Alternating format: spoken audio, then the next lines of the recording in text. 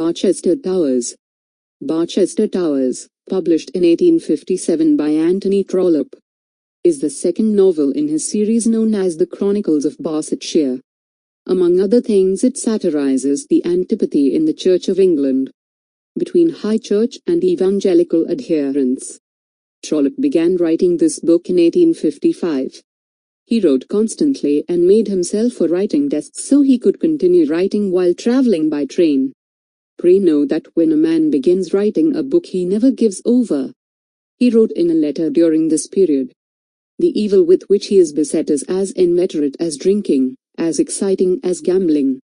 In his autobiography, Trollope observed, "In the writing of Barchester Towers I took great delight. The Bishop and Mrs. Proudie were very real to me, as were also the troubles of the Archdeacon, and the loves of Mr. Slope."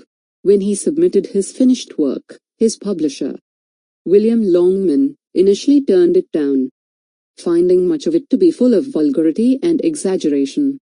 Characters of the novel: the High Church faction. Archdeacon Grantley, Dr. Theophilus Grantley, is the son of the former Bishop of Barchester, Dr. Grantley Sr., who dies at the start of the novel, married to Susan Harding. He has 3 sons: Charles James, Henry, and Samuel, and 2 daughters, Florinda and Griselda, and lives at Plumstead Episcopi. His sister-in-law is Mrs. Eleanor Bold, née Harding, Mrs. Susan Grantley, Mr. Harding's elder daughter and the Archdeacon's wife. Mr. Septimus Harding is the meek, elderly precentor of Barchester and rector of the Church of St. Cuthbert's near the Cathedral Close. He was formerly warden of Hiram's Hospital, but resigned in the warden. Mr. Francis Arabin, vicar of St. Wold, fellow of Lazarus College, and former professor of poetry at Oxford University.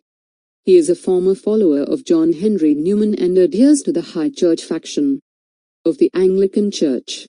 Arabin is sought out by Dr. Grantley as an ally against the evangelical faction of Bishop Proudie, his wife and chaplain Obadiah Slope. Dr. Gwynn, master of Lazarus College, another ally. The Low Church faction. Bishop Proudie, apparently henpecked, weak-willed and under the influence of his wife, Mrs. Proudie, and chaplain Obadiah Slope concerning the matters of the see.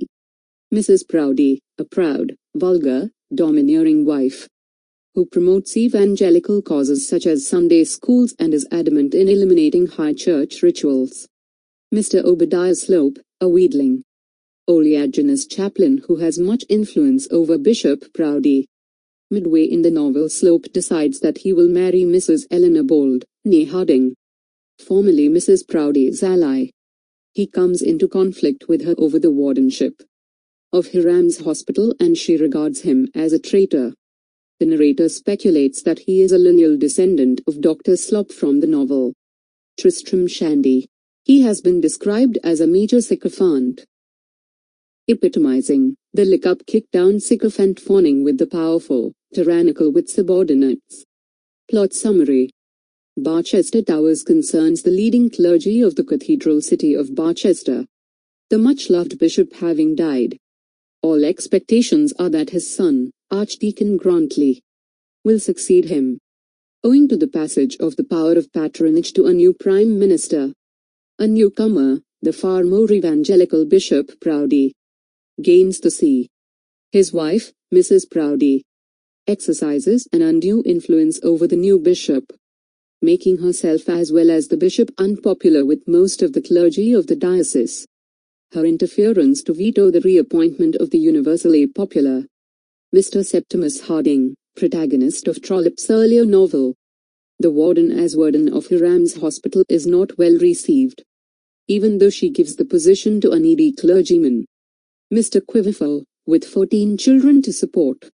Even less popular than Mrs. Proudie is the bishop's new chaplain, the hypocritical and sycophantic Mr. Obadiah Slope, who decides it would be expedient to marry Harding's wealthy widowed daughter, Eleanor Bold. Slope hopes to win her favor by interfering in the controversy over the wardenship. The bishop, or rather Mr. Slope, under the orders of Mrs. Proudie, Also orders the return of the prebendary Dr. V.C. Stanhope from Italy. Stanhope has been in Italy recovering from a sore throat for 12 years and has spent his time catching butterflies. With him to the cathedral close come his wife and their 3 adult children.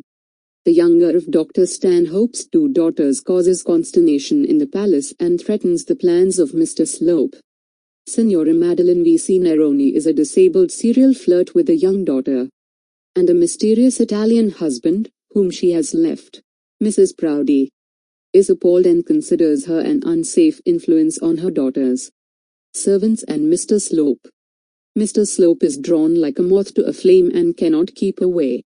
Dr. Stanhope's son Bertie is skilled at spending money but not at making it.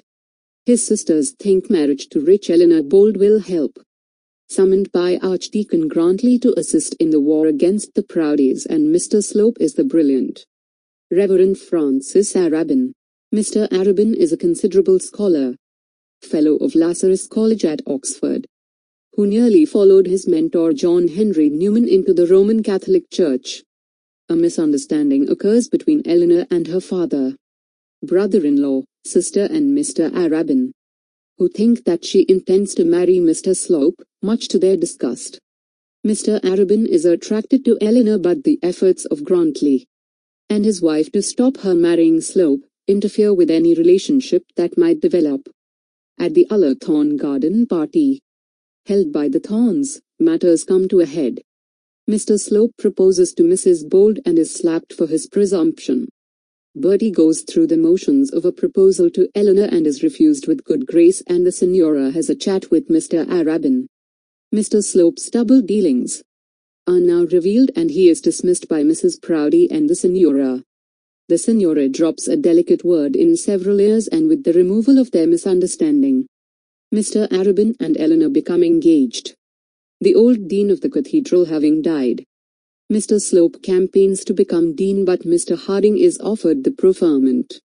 With a beautiful house in the close and 15 acres of garden, Mr. Harding considers himself unsuitable and, with the help of the Archdeacon, arranges that Mr. Arabin be made dean. With the Stanhopes return to Italy, life in the cathedral close returns to normal, and Mr. Harding continues his life of gentleness and music. End of the summary. Thank you.